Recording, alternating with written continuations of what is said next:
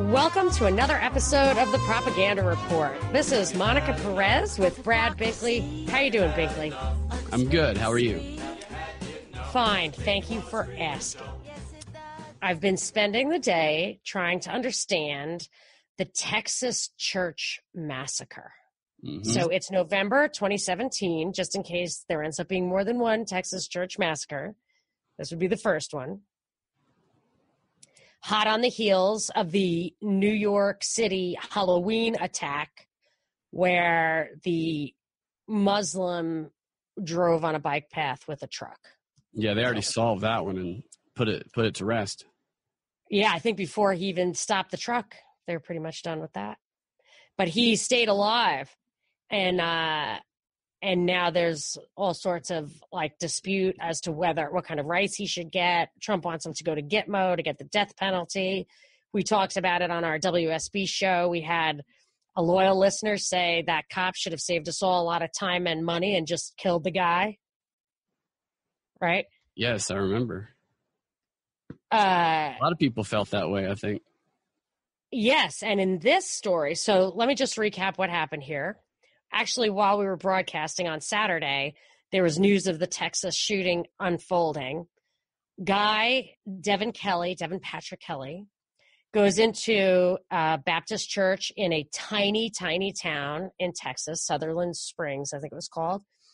And the initial story, I don't know if that's changed at all, is that he was looking for his mother-in-law, but he went in and he shot and killed, apparently, 26 people.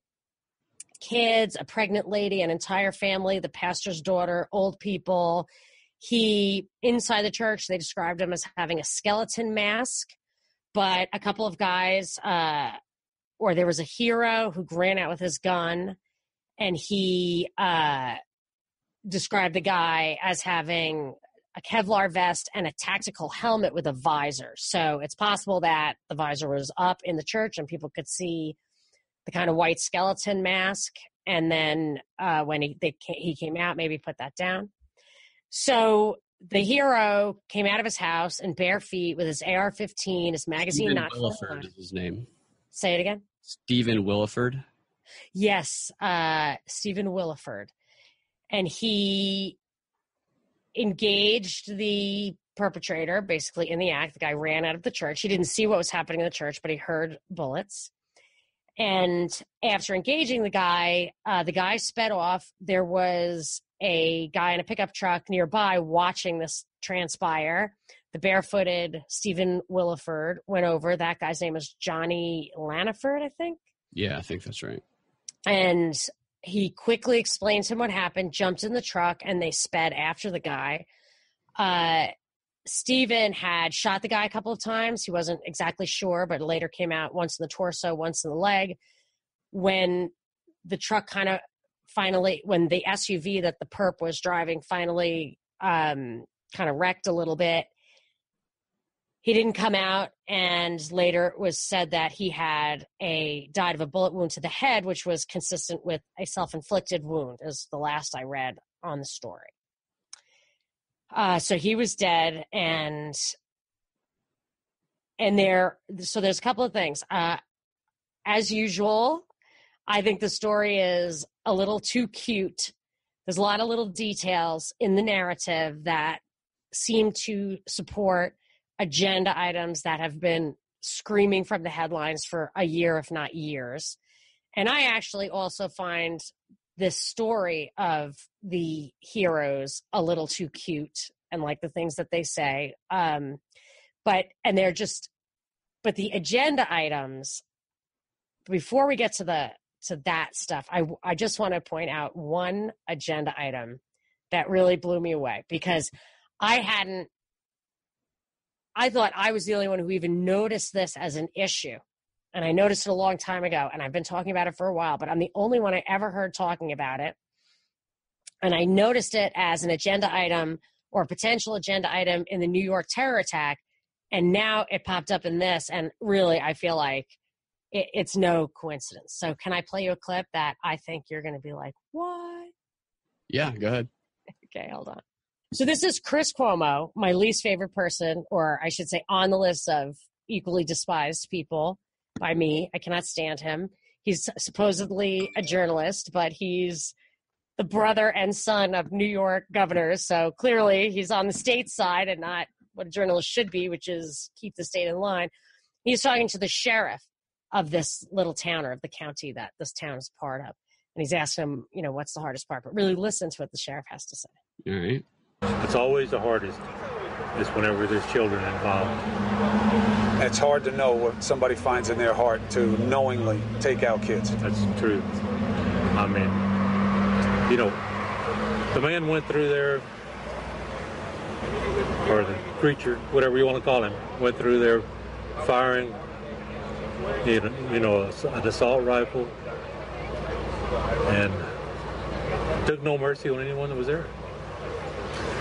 I don't know that you even want this kind of evidence, but that church did put services online.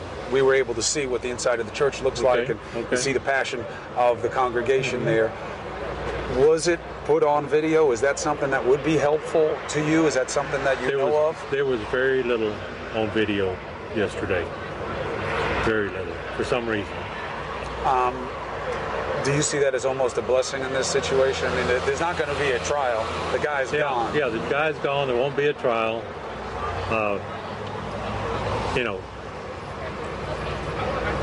Do you want a trial? Do you want the person? In a situation like this, I don't think so. I think the people that were in the church, the people, the citizens here, the people around the world, they don't want to see somebody like that to live, after they have done what they did. What do you think about that? Well, I noticed a few things that were similar, that had a similar theme as the one in New York. Well, I probably started too early on that clip. I'm just talking about the fact that they're saying, hey, everybody, we don't want these guys. I've been advocating having trials for people. Like if we had a trial for Lee Harvey Oswald or a trial for Osama bin Laden, there wouldn't be conspiracy theories. We would know. We would understand the world better. We would not encourage police or military or whatever to kill without. Right now we have what's called a perverse incentive, a moral hazard, to kill someone at the scene and say he's a sole perpetrator. That does not help us understand accomplices or the true story. It gives these guys an incentive to shoot first, ask questions later, to make up stories, to spin the narrative, to promote policy. And I've been saying for a while, I think there should be posthumous trials. There should always be a trial. And if the guy dies and there's and he's not convicted, then you have to start looking at whoever killed him or who chased him or whatever. Like you really want to get to the bottom of it.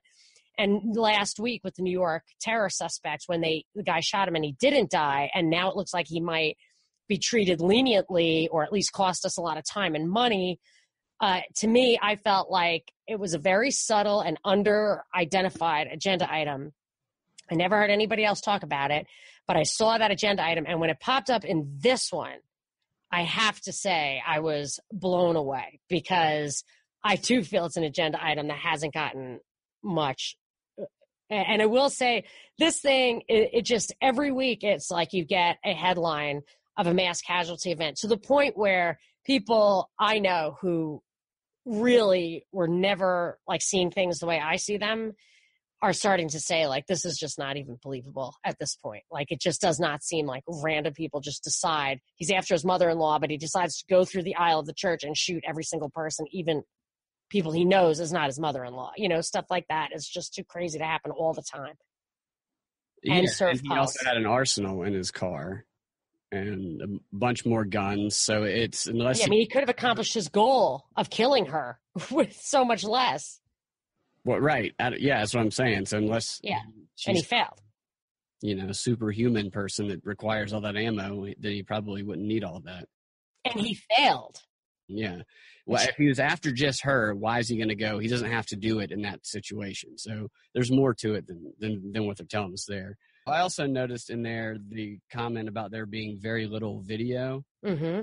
Again, just like the New York City one, there's cameras all over the place. There should be video of that actual crash. that we haven't seen. We see video of the guy running, but we don't actually see video of the crash. And with this one here, right after it happened, the whole story online was they record every single one of their services. They have for 3 years. They put them online as podcasts. There should be recording of this. And it sounds like there is recording of this, and he kind of quickly pushed that question aside. I think there's probably more on the video than he was having us believe. And it was a substitute pastor, so that might come out to explain. Maybe that's why they're going to say, oh, yeah, he didn't do it right. Yeah, that's true. And the pastor's daughter died. It's part of the story. That's what they're saying. So I think there are agenda items, and I think there are details that are too cute. And I think we've got a genuine question here about the witnesses. I mean, when you look at the main guy, the main hero, Steve Williford, his very skin tone changes when he's talking. And as the interviews go like a little further away from the incident, he does seem calmer. You know, the skinny guy who drove him around seems to just be absolutely florid, just red in the face as he's doing his first interview. Like he just looks to be embarrassed and self-conscious or whatever. He seems to get his rhythm over time. But I think you and I'm more skeptical because I have fallen for stuff. Believe it or not, this is why people tweet at me all the time. Like, you just think everything's fake. I'm like, dude, anytime I don't think it's fake, it ends up being fake. Because not fake, but just you're not getting the real story.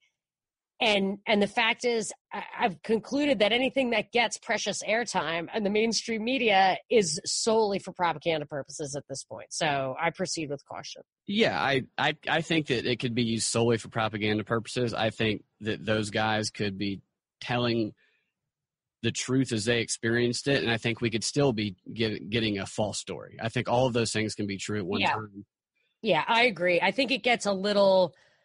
At the end, it gets a little weird that it just always confuses me if the guy went in there and probably not just a nutcase, right? It probably has to be somebody who has some skills to, well, I don't know. Maybe that's not true. So the nutcase goes in there, shoots the place up. Nobody can see his face. So that's interesting because one of the agenda items that I have that I noticed like within 1 second of hearing this story days ago, and I tweeted immediately about it, is that it's really there is a movement for sure to ban tactical gear, that they don't want citizens having bulletproof vests. And when that movement first started, I was like, okay, how obvious could you be that you want the ability to mow down the citizens and not let them withstand it at all, not let them put up a good fight? It's so obvious because they're purely defensive. So here's this guy who needs to be stopped. There are gun-toting citizens, or at least one of them, around. And it's hard to stop him because he has these defensive weapons that he's using in an offensive situation. So the tactical helmet makes it like even harder because you can't just shoot him in the head like you would if you saw Kevlar. This guy was an NRA instructor. He would have been able to make that shot. But there was no shot to take because the guy had a helmet on. But that also means that nobody inside the church nor the heroes saw the guy's face. So you're told it's this guy, Devin Patrick Kelley, but you don't know for sure. And if it was Devin Patrick Kelley in the truck, or the guy really, if it was really Devin Patrick in the truck, was he the guy who did it? I don't know. So then that calls the witnesses, the heroes guy's story. That was the only thing. So if the guy's a real patsy, then it would have to be an MK Ultra situation where they actually controlled his mind to do the thing and then come out and run away and he was the guy they killed. Or it's like a patsy situation where they had a tactical guy do it and then made some kind of switch. The story about Devin Patrick Kelley is that he was in the military. He was in the Air Force, and he was court-martialed in 2012 because he beat his wife, he beat his child, he hit his child or his stepchild on the head with force that could have or should have killed the child, is what the report says. And he was caught bringing guns onto a military base because he had previously threatened people higher up than him in the chain of command, and they believe he was about to carry out his threats and kill or try to kill the people that were higher in command. But he wasn't. Wait. I want to separate this out because I don't think that's what he was court-martialed for. So I think when I read the newspaper this morning, I thought it was a weird story because he was court-martialed just, I think, for that domestic violence. And he was committed to a psych ward for the other stuff. Yeah, I think those were two separate incidences. No? We don't know. I'm not clear on that. It does say that he was court-martialed for the abuse stuff, and it says that he was committed to the psych ward for the other stuff. So I guess they are two separate things. The reason I think it's important is, so they say that all this stuff about his court-martial, jail, whatever, and then later today, after I read the newspaper this morning, it came out with the mental facility, that he escaped from a mental facility. But what it said in the newspaper this morning was the military did not report this to authorities. They did not give his record to the FBI as they're legally obliged to do. And for me, the way the article was written, it was possible in my mind that the military didn't do it because that didn't really happen, or whatever. The people they were talking to so then on the news today, and this kind of misreporting happens all the time. On the news today, they said the military admitted failing to give the record to the FBI. And what I read in writing was the military did not provide the FBI with a record of this guy. And that to me called into question whether there was a record. Do you understand what I'm trying to say? Yeah. So I'm not sure about this story. There's a lot of cute things. And I think one of the agenda items played out by that specific detail is, here are these laws designed to keep guns out of the hands of crazy people. They don't work. So really the answer, can we all agree, is confiscation, universal gun confiscation, because you can ask for these laws, you can have the laws, but they don't really work. Yeah, I do agree with that. The whole idea, because the question is what law would have worked. So if you can't come up with a law that will work, then eventually you're going to have to just be broader or just take guns away, essentially. Yeah, there's just nothing else you can do. That's what Cuomo said during his press conference at the New York terror. He said, "Oh, really? We don't want guns in this city." And Stephen Colbert made his statement last night, and it kind of had a similar theme of, we just need to get some legislation that does something just to get rid of the guns. I don't think that that's realistically going to happen, but there are more calls of, we just need to get rid of guns, as opposed to, we just need more regulation. And what they say, what one important feature tends to be that these guys buy their guns in different states.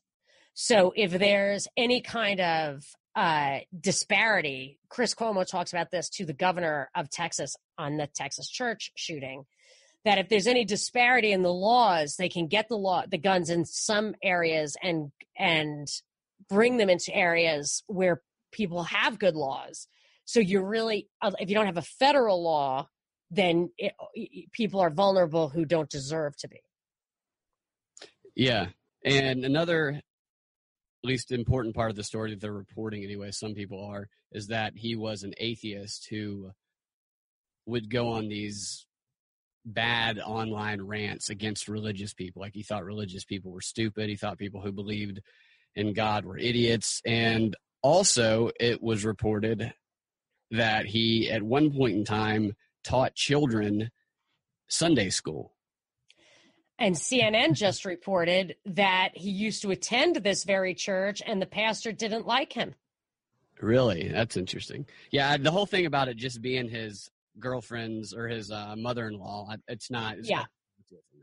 If he is, in fact, if any of it, if this is the guy that was under the mask. Like we said, the guy who, the two dudes, Johnny and Steven, the guys who chased him down or who followed him, they never actually saw him, even after they yes, that's right. They didn't see him. They were away. They didn't look in the truck. Yeah. They don't know if his head was blown off. So this is what I was saying about, like, because I didn't, when I read the story at first, I was, a lot of red flags went up. I was like, this doesn't, and this was just when I was reading it, and I didn't necessarily believe all of it. Now, that's because they weren't providing all the information either, so it seemed kind of weird.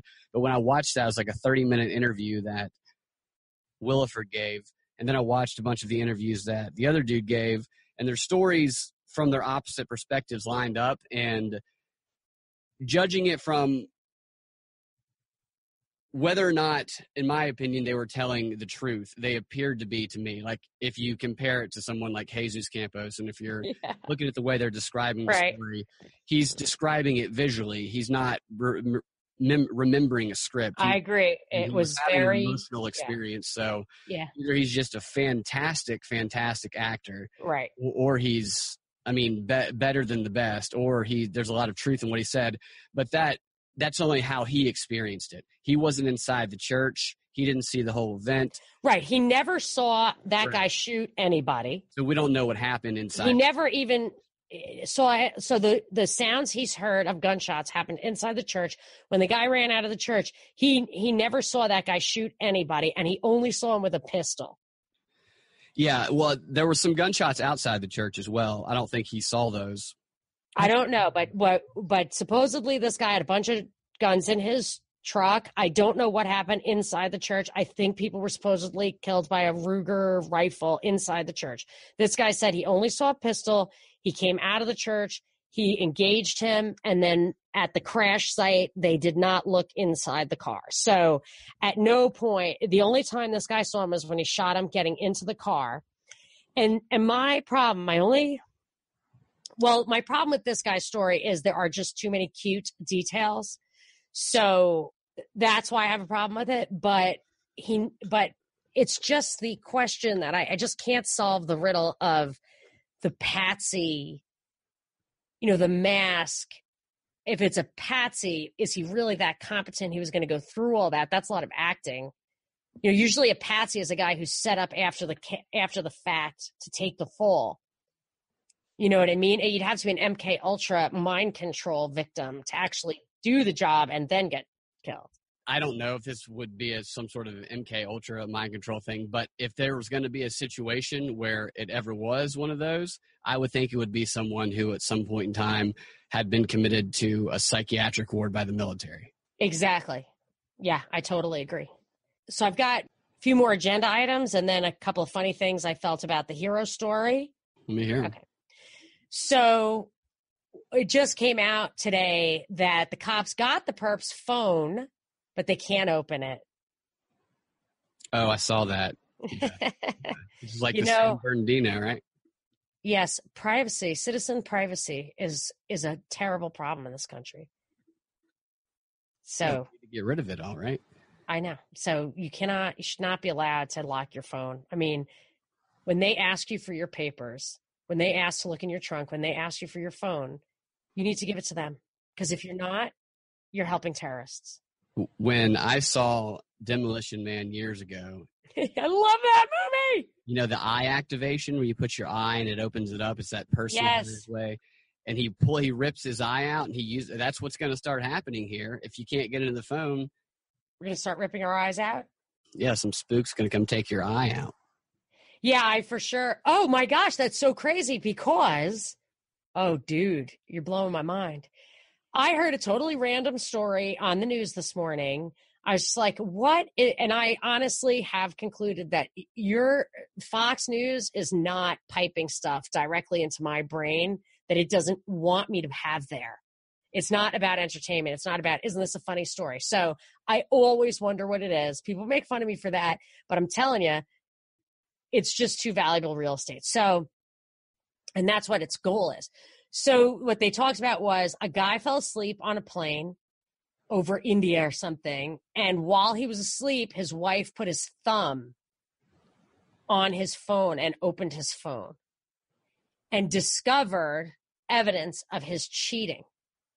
So she started screaming and they landed the plane. Wow. And I thought when they were telling the story, I was like, wow, if only our phones could read our eyeballs, then only we could use them. I guess a fingerprint isn't enough. Well, she would have stuck an ice pick in his eye, and then she would have been screaming because he cheated, and he's screaming because his eye just got pulled out. So that's really like a serendipitous kind of thing that you should mention while I was thinking of that today.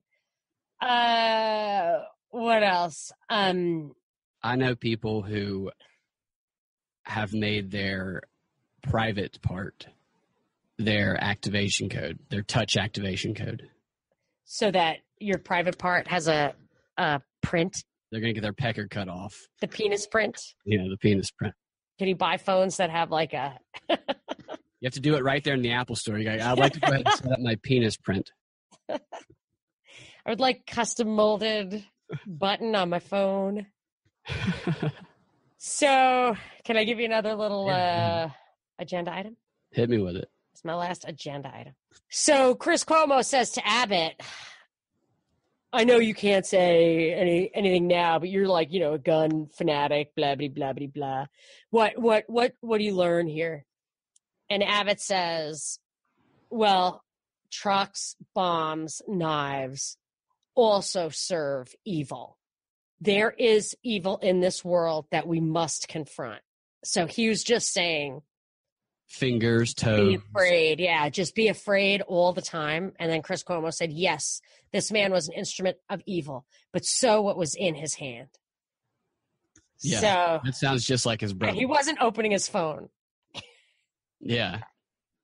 It sounds just like what? It sounds just like his brother when he was giving the press conference after the New York trip. Oh, yeah.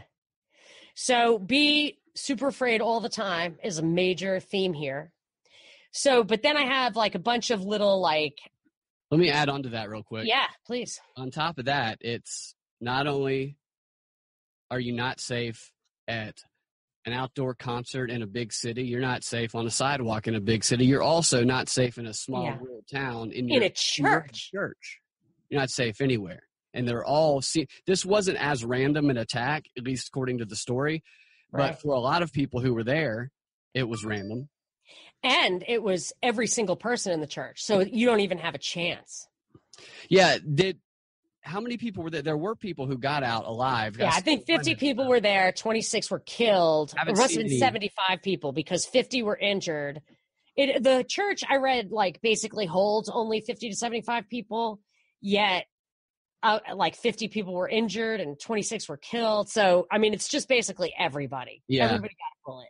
I haven't seen any of the interviews with anybody inside the church yet.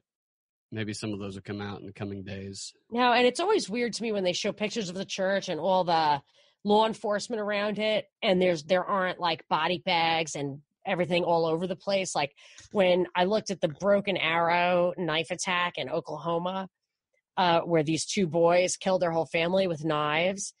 And I mean, there were like outside the building, you could see evidence that there were bodies being processed, So I just think that's weird. I thought it was really weird with the Charleston. Was it Charleston where Dylan Roof shot all those people up? Like he basically painted the wall with their blood, and they had services the next service. This happened on a Wednesday. They had services on Sunday. It's just, I guess they can do it.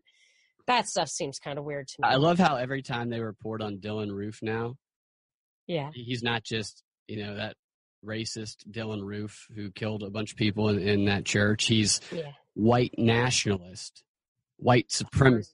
So they try to attach it with the same language that they use to associate with Trump and anybody who supported him, even though Dylan Roof was before the whole Trump phenomenon. Yeah, but I mean, that's why you see it coming. They roll these things out.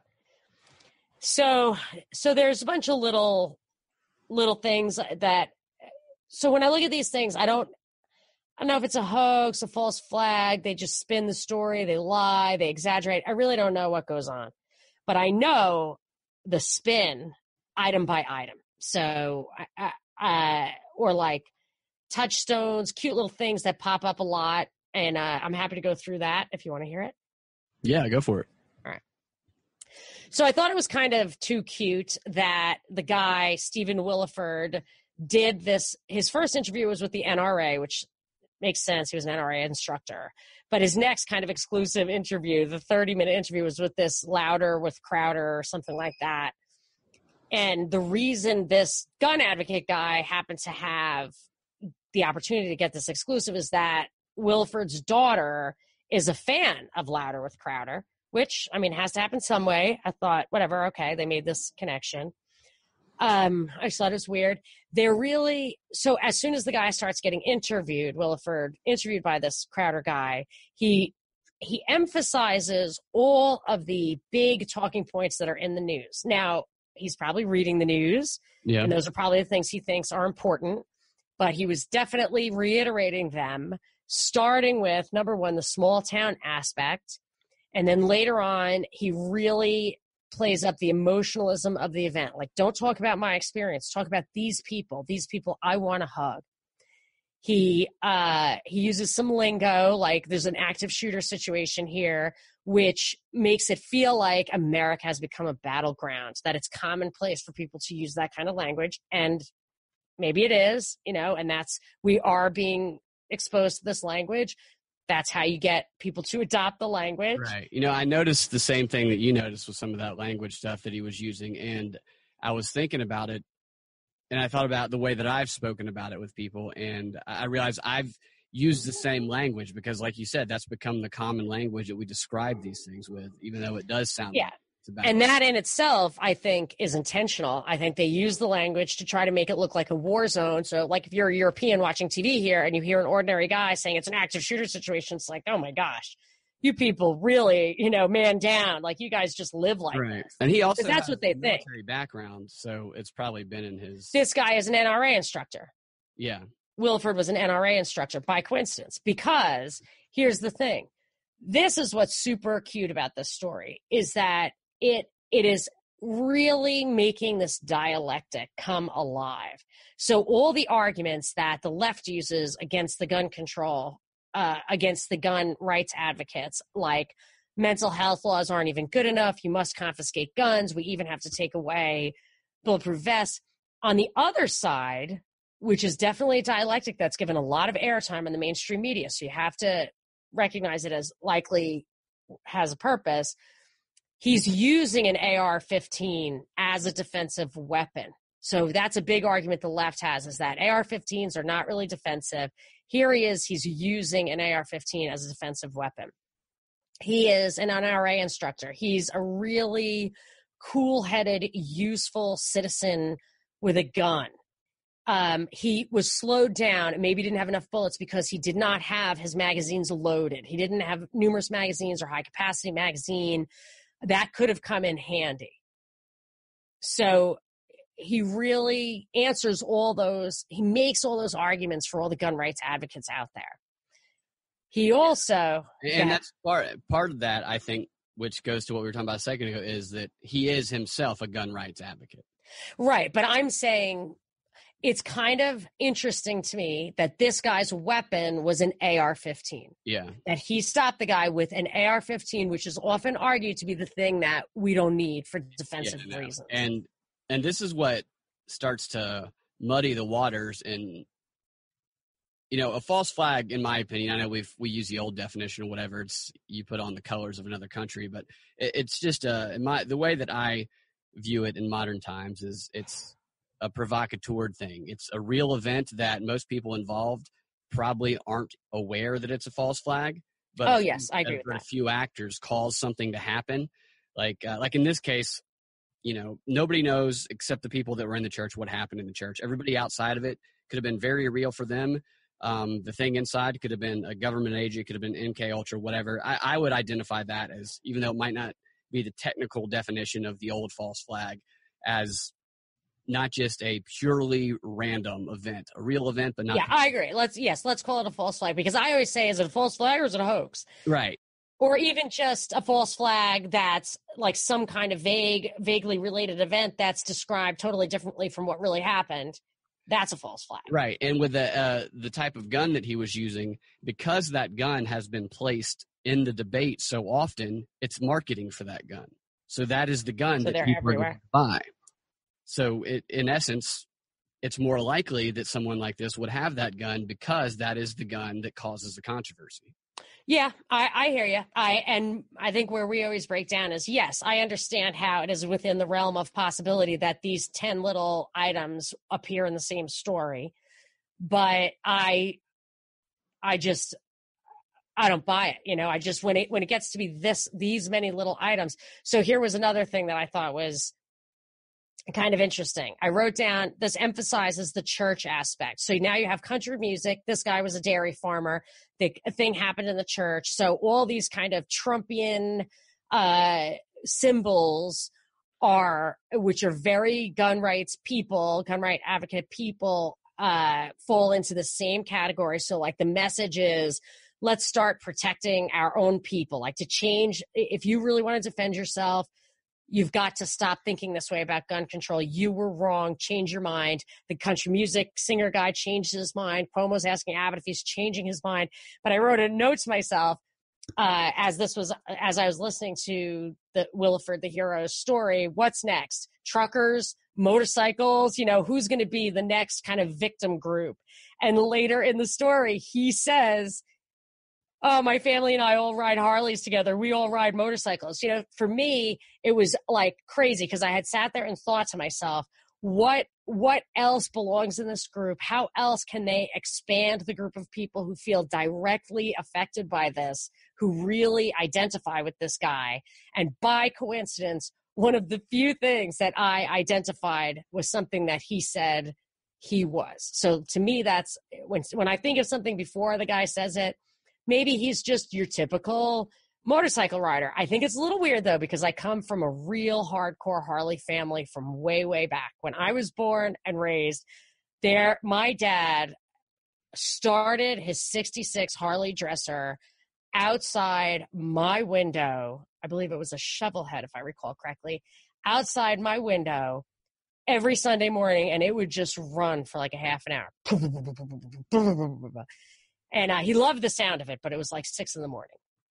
And over the years, the Harleys just got too expensive to fix, and he switched to what he called a rice burner. So you could get any kind. Japanese bikes were just so much more reliable, so much more cost effective. And I was always a Harley purist. But over the years, I realized that like Harleys really did get kind of statusy. And then all of a sudden you just had kind of, when I lived in when I've been to San Francisco, I lived there for school. I can't remember when the transition occurred, but when you start seeing like the Silicon Valley types driving Harleys, it was just like, yikes. So for me, it was almost too cute for this guy to say he and his family were Harley riders because that's so symbolic of this group. Whereas a tiny town like that, if you're living there, you probably don't have a lot of money. To have a garage full of Harleys, I think would be kind of crazy. But I could be wrong. I mean, it's just my gut as a person with some familiarity with that culture. Yeah, I was curious. See, at first, when they first reported it, they were reporting him as a plumber. And Williford? Yeah, that's how they initially reported it. And he's, I learned that he might be a plumber. I don't know, but he had other jobs. And I'm not even sure if he's still working or if he's retired, but that initially threw up a red flag too, because I saw the motorcycle thing that says he's a plumber, and I was just trying to figure out, the whole the income situation. And you're right, that could be what they invest in is Harleys. Who knows? But once I learned a little bit more about his background, that eased some of my confusion. But there are questions. There's definitely questions. There's no doubt about it. Yeah, I'm just pointing out. So here's what my whole point here is.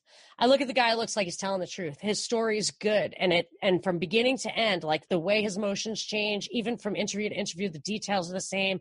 He's remembering the story. It looks like he's not, he's recalling it, not like reciting it. The other guy, Johnny, I mean, they seem very authentic, almost too authentic. Johnny's look was a little too Stevie Ray Vaughan for me. I liked it, but it was a little whatever. And there was just a couple of, I really was nitpicking for anomalies here, and I was not finding them. The only thing that I thought was weird was that the guy, Johnny, who was watching the exchange of gunfire, sat there calmly in his truck and didn't like flee to get help or whatever. And he didn't, from what I was hearing over and over again, I listened to all the interviews of both of those guys. He did not call 911 while he was watching. It was only after the guy got in the truck, Stephen, who then they called 911 after they started pursuing. And you would have thought that Stephen at his house, the first thing you do, even if you're a gun guy, you hear that many shots, it would be irresponsible not to call the cops. It would be irresponsible for your kids not to call the cops. He had his daughter do something else. He gave her busy work instead of saying call 911, which was kind of weird. And John, so both of these guys are. I thought he did say he called the cops.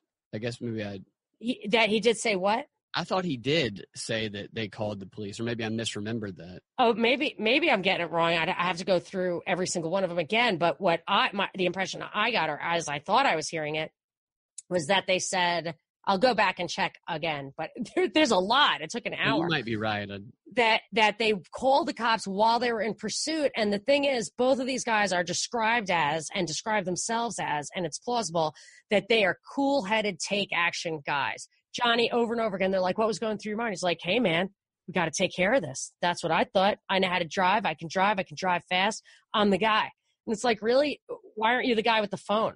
How long was that firefight is my question, because if that Johnny guy was pulling up and he saw that firefight occurring, then that's a lot of adrenaline. People might say after the fact, I was a cool-headed person. I just said, I got to do this, I got to do that. And in real life, when there's a heavy adrenaline situation, you take an action or you're not. You're freezing, fight or freeze. You're not really thinking that stuff. I do think that we are conditioned very deeply to call 911. I mean, I am. When I have any kind of fear, I'm like 911. That's why I'm curious about how long that little firefight was, because if it was only a matter of 30, 60 seconds, then the simply processing the information, when you first see that, you're not instantly just going to start dialing. You're going to instantly start trying to process and orient yourself to right. But the Stephen Williford guy instantly got his gun, and I feel like it's worth 1 second to pick up the phone, dial 911, and not even talk on it. Just leave it open, and that gets those guys started. That's true. Then, I'm curious if Williford, he's probably got a landline, but I'm curious. Maybe there's an answer, and his daughter was there. But he also says at the end, which this is a flag to me because it was something I had pointed out for the New York thing and every other thing. He said that Wilson Police Department or whatever it was should really be proud of itself. Let's not forget Men in Blue or something like that, and it's like, okay, so right, everybody does that. That's what you do. But this guy seems to be checking off the boxes. I agree that he is checking off the boxes. And the thing about you're saying the boxes are embedded in our head. Yeah, I'm saying that guy, I went to college in a small town. I've spent a lot of time in small country towns around really country people. And that's how, that guy reminded me of a ton of people I know. And yeah, he was good. He was well cast and a good actor if he's not true. Right? Or he's true.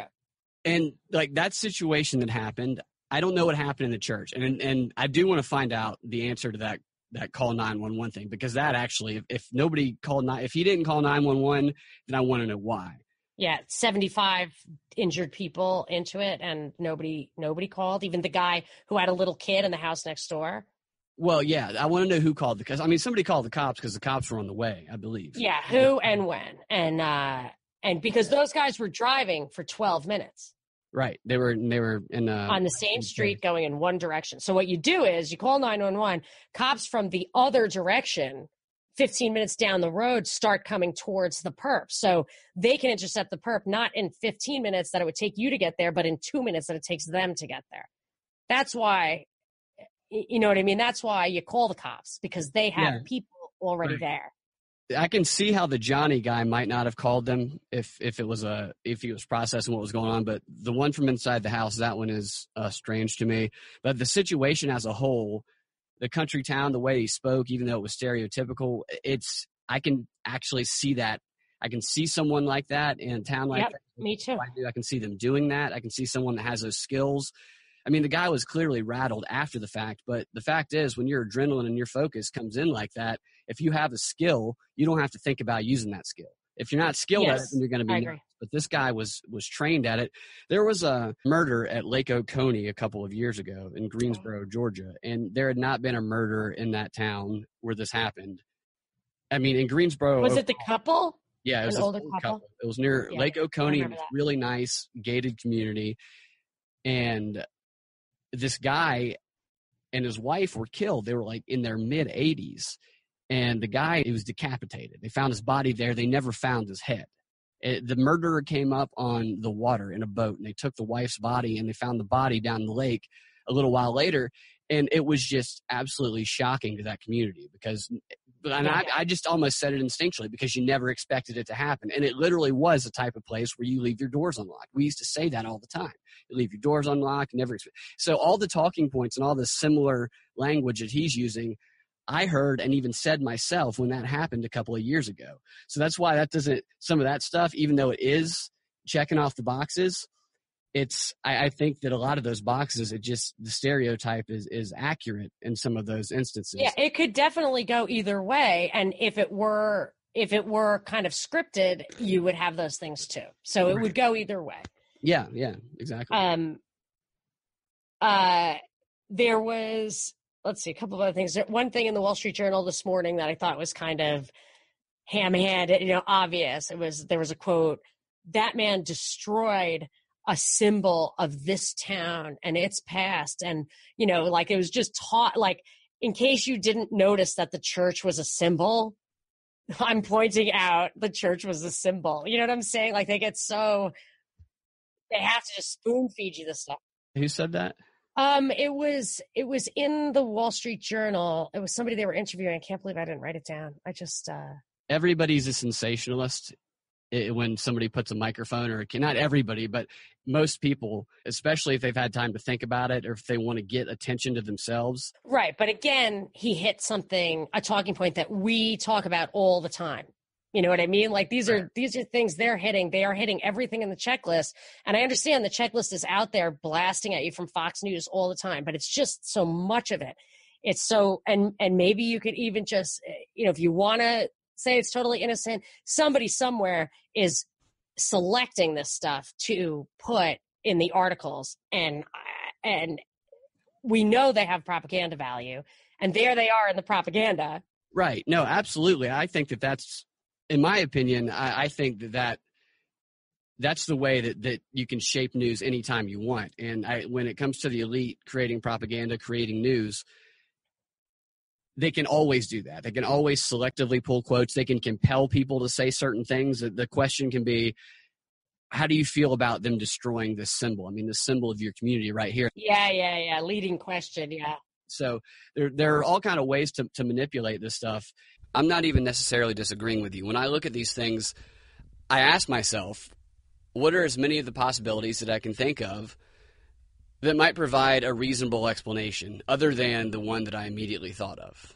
Yeah, you play devil's advocate. It's just that it becomes exponentially less likely as these things pile up. Oh, yeah, I would agree with that. But just like some people are biased towards accepting the official story, I'm biased towards, or I would say we're biased towards, not believing the official story.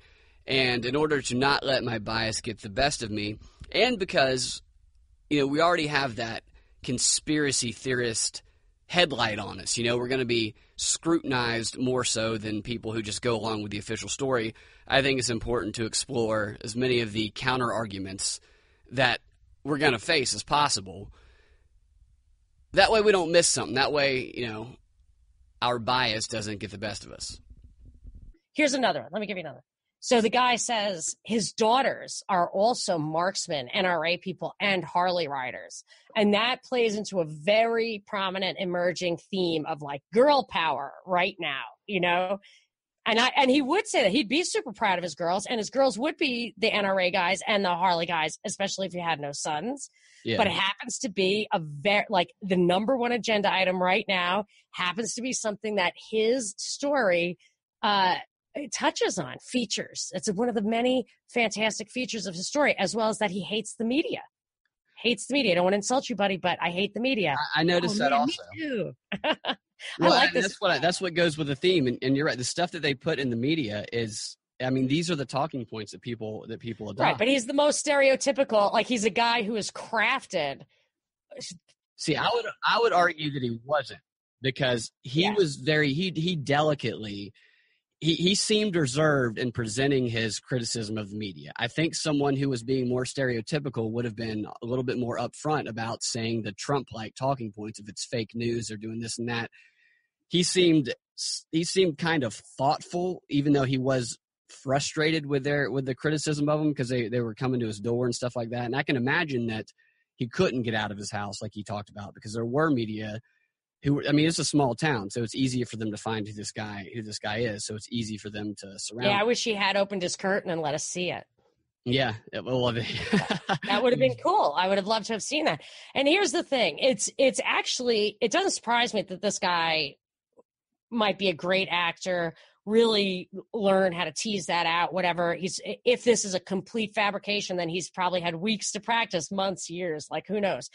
What really surprises me is when you see things like the Virginia shooting where that reporter got shot and her boyfriend and father, who were both actors, and that guy's now a politician, were on Megyn Kelly acting stupidly. Like they were so obviously acting.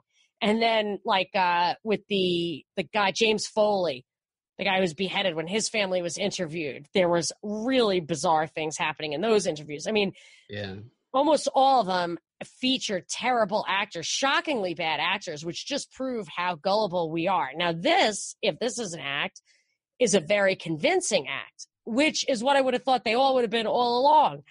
Why? I don't know why they would all of a sudden raise their standards. But when I have like 15 little trigger words, dog whistles, whatever, I just have a hard time thinking it's a coincidence. No, I got you. I feel the same about it.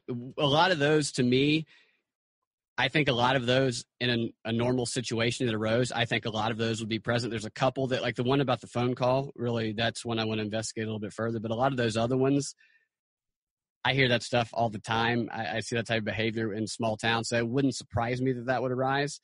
But I do agree that the more that pop up, the more suspicious it becomes and the more it should be. Yeah, I mean, the phone thing, let us follow up on it because it really is the one thing that, like, I was really looking for anomalies, and that was anomalous. I would also like to know what this guy does as an occupation every day besides grow out his Santa beard at Christmas time. Yeah.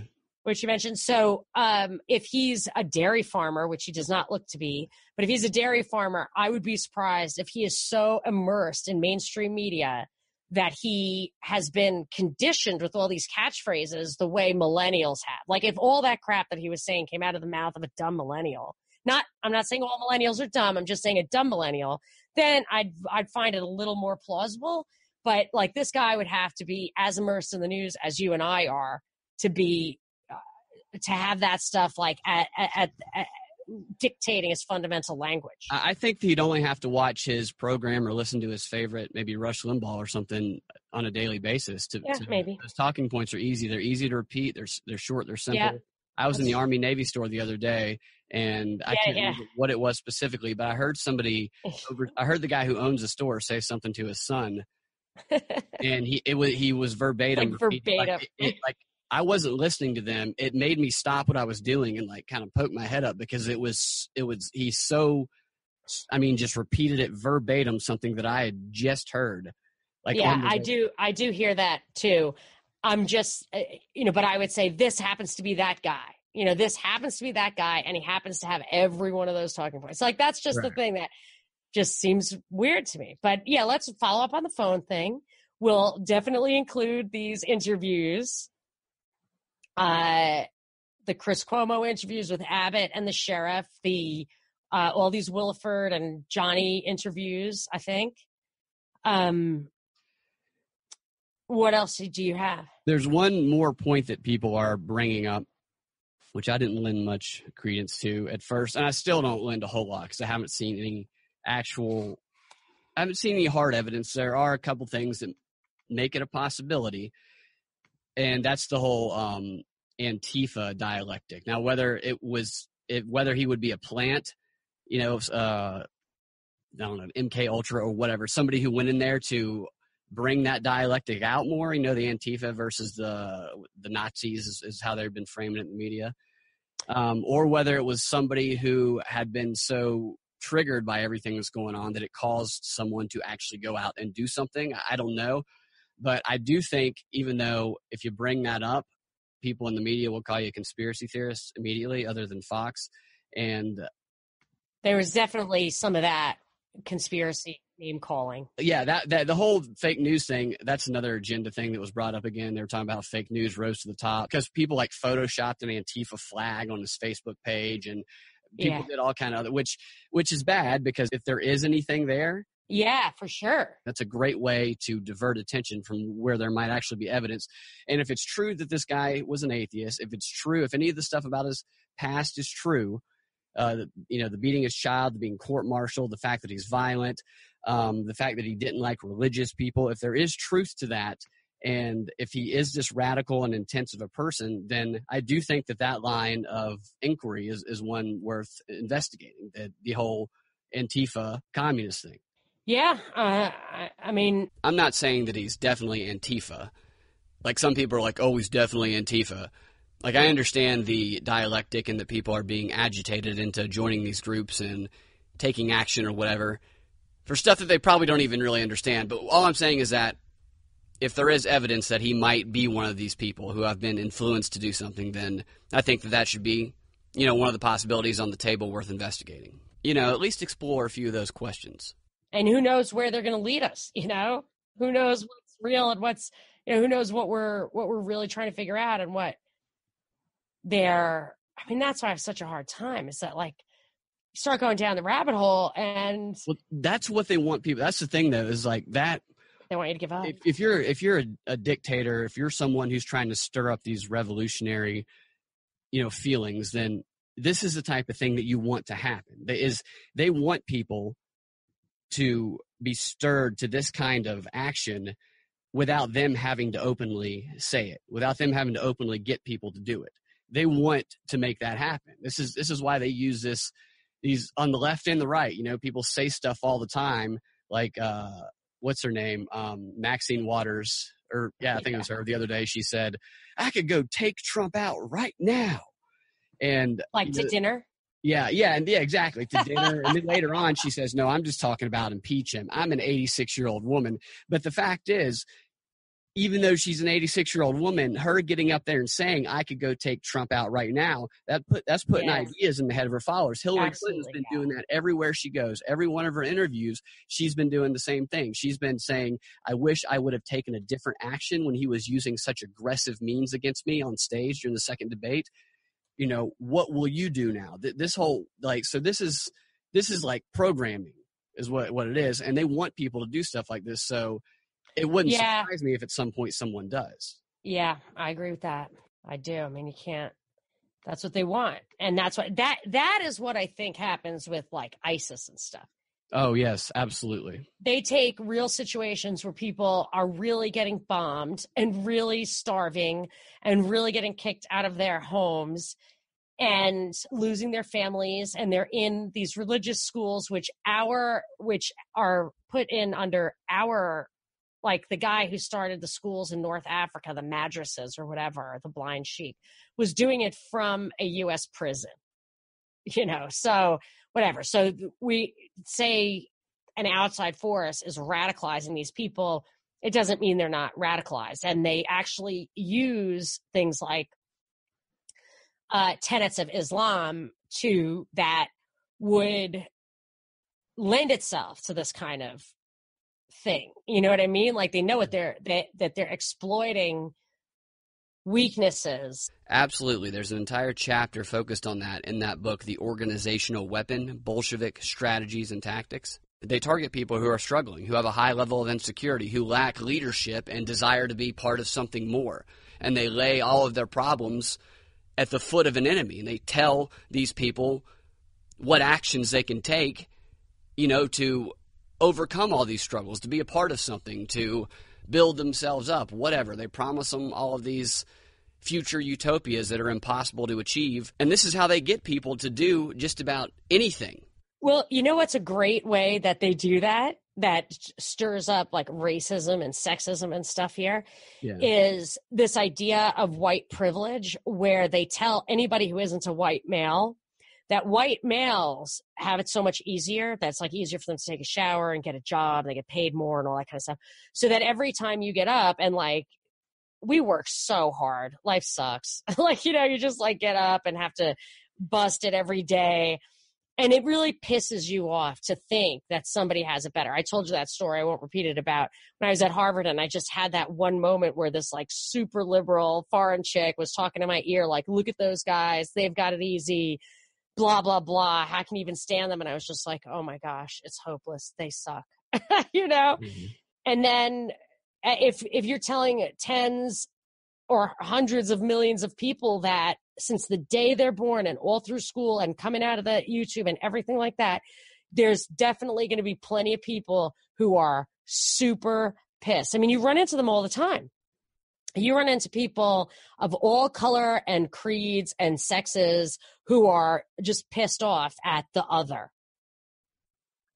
And that's very dangerous. And that's why I think that's Christ's like real message that is so unusual for any other philosophy is that, yeah, you're supposed to love the other like yourself. And it's like, what? But they suck. It's like, well, they suck because people tell you they suck. And then they do suck. And then we got to fight each other. And that's also part of the appeal of the communist ideal that they don't really talk about. It's not, I mean, part of it's the whole utopia they promise, which is a bunch of BS and it's impossible. But another part of it is taking everybody else down a notch. Like misery loves company. That's a truth. Oh, yes. As long as everybody is miserable, you're a little bit happier in your misery. Yeah, it's that tax the rich, feed the poor until there are no rich no more. It's like, yes, obviously that's what you're talking about, and that makes you feel better. And they'll say that, like really honest people will say that. It's better. It's just better if we're all poor than I'm poor and he's rich. Well, the thing is, though, they don't realize how miserable they'll be when they don't have someone else to blame their problems on if everybody truly was miserable like them. See, I think that they would be happy if they felt, I feel like being empowered, feeling like things are within your control. Even, I read a book a long time ago. I agree with that. That's what the education systems to cultivate from day one. They don't. Like I was telling you on, I think, the WSB show, it's not about the content. It's not teaching about any of the specific content. It's about cultivating that self-empowerment and that ability to do it. Like if you don't know it, to learn how to do it, to figure out how to do it. Intellectual survivalism, so to speak. It's like being a hunter and gatherer in the modern world is going out and hunting and gathering the knowledge that you need to get to move forward from whatever you're in. But we don't cultivate that. We cultivate following orders, rote learning, always having to defer to. Right, which is why I think is a very fundamental reason why American males are targeted, and that like service industries and stuff are promoted. That if you have a bunch of guys who are natives, so understand the terrain, understand the culture, understand what they can expect, grew up with the geography, know how to use tools and weapons, and consider themselves owners of the land, defenders of their families, they will be much more serious enemies than if you've got people mixed up both in the military and in the citizenry. You're much more likely to be able to ascend to a world government than you would be if people were like, I can figure this out because I've been here and I know how to figure stuff out. You know what I mean? Absolutely. And to me, that's the biggest example. I mean, there's so many examples, but if you really want to look to a great example that they're trying to take over the world, they're trying to consolidate power in the hands of the few and keep everybody else at status quo or less, is you just look at the way they educate the children of elites and you look at the way they educate the rest of the population. The education is night and day different. One of them, they teach how to manage large groups of people. They teach acting skills. They teach manipulation. They teach negotiation and debate, Aristotle, Socrates, all of the things that you need to intellectually to survive in a world like this, the confidence, the self-empowerment of being able to go out and not have to defer to authority, but assume the role of an authority. While the schools even though there are people that develop those skills on their own anyway and from their parents, but the education system, it teaches the opposite of that. If you do those things within the education system, you get in trouble. Well, John Taylor Gatto did his whole I have a video of his, like a 5-hour interview with him on my website, monicaperezshow.com, where he talks about how the elite schools include that stuff, critical thinking and a view of human nature and all that. And it really stems from the trivium, which like a lot of the homeschoolers have. But there was one thing I wanted to say, that this guy, John McWhorter, who's a linguist at Berkeley, a black guy, wrote a book called Authentically Black. And he talks about, he's like, yes, there's prejudice, but the worst thing you can do is to view it as all powerful. Don't do that. And don't take it as something to be angry about, because that will disempower you even further, as you cannot function even in a circumstance where anger is not warranted. Yeah. It's an interesting book, and he got a lot of flack for it. And I've seen him pop up here and there. I don't know how his message has morphed or whatever, but I'll post the book in the show notes. That makes perfect sense, what he's saying there, because it's really kind of absurd to get angry at prejudice, because prejudice is normal. We're born. It is absolutely normal. Whatever your group is, I'm not saying racial prejudice. I'm saying prejudice in general, because you're saying judgment and generalization is a part of processing information. Well, it's a part.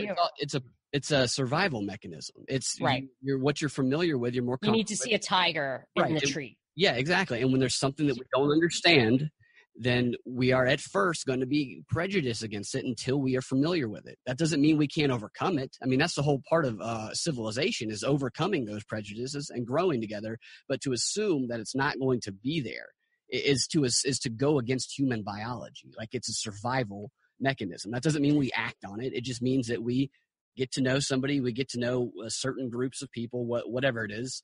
Not, like I said, not necessarily racial. It doesn't matter what group you're in. Like any type of grouping. You meet any new person, and at first you're gonna be a little bit judgmental of that person. That's just how we are. Well, plus, like, you have so much information to sort through, and you really have to.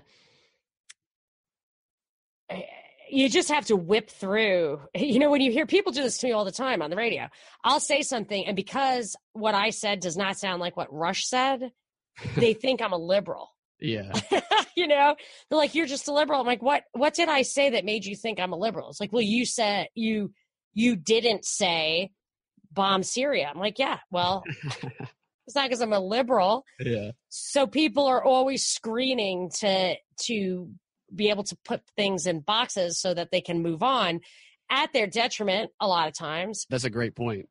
Yeah, and if we didn't do it, imagine how much chaos would be in your mind. Like, you couldn't function at all. Oh, exactly. Yeah, we want to be able to say, like, quickly assess, is this a friend or foe? And, based on the few pieces of information we could select out of the massive information coming to us, that decision is quickly made. Yeah, like this guy with the gun. If he didn't assess quickly, he would not have been able to run out there in his bare feet and take care of Binna. Like Bruce Willis in Die Hard. Another great example of a real-life situation. John McClane kept trying on those terrorist shoes, and none of them seemed to fit. Shoot the grass. I'm surprised nobody made a Die Hard reference in the reporting on this guy. It was just set up perfectly. Really? It's Christmas time, too. Or it's almost Christmas time. Oh, yeah, he's got a Santa beard working. Yeah, would have been perfect. Interesting. Oh, can I say one more thing about something totally unrelated? Yeah, go ahead. The Rand Paul thing. Oh, yeah.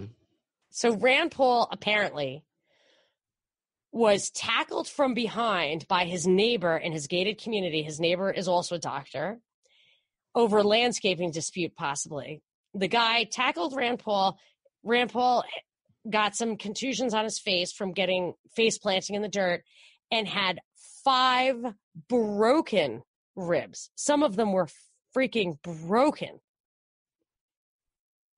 Yeah. And, I mean, it is hard to break your ribs. And 5 is like almost all of them on one side. I know. I was trying to imagine what the guy would have had to have done to break all of those. It's like he was kicking him while he was still on the ground. That's what I'm thinking. So what really happened? Like, it reminds me so much of the Harry Reid story, where Harry Reid had his orbital socket, whatever, his eye socket broken. Yeah. And he said it was from an exercise bike, which obviously is not true. I wonder if the guy had like a bat or something in his hand or anything. But the official story does not seem correct. And so the question is Rand Paul playing along some kind of dialectic? I thought so at first, but I don't see the dialectic emerge. I thought this guy was going to be some kind of political enemy. That's only like hinted at. And then you got to wonder if he's being taken out or if he's taking this as an excuse to not vote for tax reform. You know, maybe they're keeping him in reserve to be the controlled opposition and they don't want him to have to take a side in this case. I don't know, but it's curious, and I don't really expect the incident to be a big story. I think it's just an excuse to keep him out of the Senate. Or maybe he just got into a fight. No, the guy can't. I mean, just think about, like, you have to think about people, you know, like the difference between my family, which is like blue collar guys, and the guys I worked with and know now. I mean, it's night and day. I cannot imagine one of those guys who went to years of graduate school, a doctor no less, having that kind of a violent, you know, can happen. Things happen. People shoot up churches, maybe. I don't know. But I'm just saying, I find this story implausible in the extreme. When two people get in a fight, never surprises me. It doesn't matter how sophisticated or how 5 broken ribs doesn't surprise you. Do you know anybody who's ever broken 5 ribs? I can't name anybody offhand, but I know people who've had some pretty bad injuries. Me too, but never 5 broken ribs. That's what I'm saying. It's crazy. Even boxing. When boxing, you wear the gloves, but still. Yeah, it makes me think he was either kicking him or he had some stick in his hand. Yeah, kicking. That's what I thought. Somebody was kicking. When I first heard the story, I think that the only reason they really even reported the story is because since Rand Paul often doesn't take either or position, they wanted to report it to make him look like he was weak. Well, the reporting said, the one report I read was that these guys were the most extreme opposites. They call Rand Paul extreme right. Yeah. So I don't know, but just keep an eye out on that story. Yeah. I wonder where it's going. going. That guy actually said that it wasn't political at all, and he looks forward to just getting back to being neighbors again as quickly as possible. I know. 5 broken ribs. I mean, that's just crazy. Yeah. Yeah, it's weird. I don't know. I'd like to know the rest of the story. Yep. All right. That sounds great. I'm going to put do some show notes and put all these interviews because they're kind of important to the story. All right.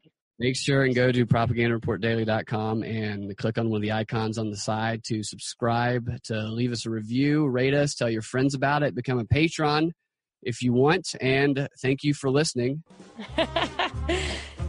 Thank you. This concludes another episode of Propaganda Report. This is Monica. Goodbye. Goodbye, Binkley. See you later.